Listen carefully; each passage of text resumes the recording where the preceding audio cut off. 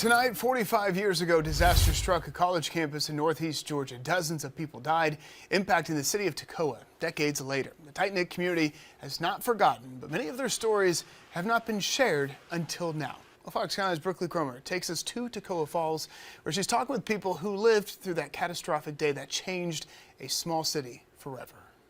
The Kelly Barnes Dam broke in the early morning hours of November 6, 1977, sending 175 million gallons of water over the waterfall onto Toccoa Falls College campus. Every day, brought another heartbreaking story. Probate Judge Glenda Ernest was just starting her career in county government when the dam broke. I worked with police, I worked with the hospital, we worked closely with the coroner, and we had them coming in telling of some of their experiences, and every one of them was sad. Hearing stories of survival. But we met a lot of the families after, and they would tell us some of the stories about surviving that night. And loss.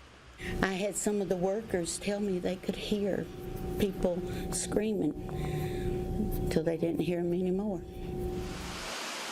The water hitting college dorms, houses, and mobile homes below the falls, where 250 people were sleeping.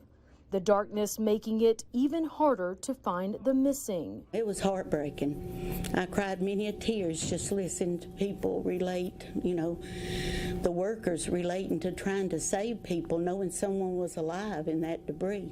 20 children, 19 adults lost. 39 people lost their lives. We helped with the death certificates. That's 39 death certificates. Some recovered days later, over a mile away.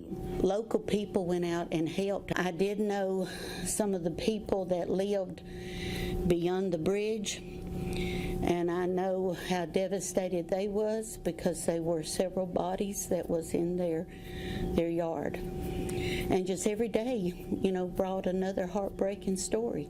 Their faith was stronger than floodwaters. The faith that every one of them had. The families, one woman lost all her children and her husband. And they still walked in faith.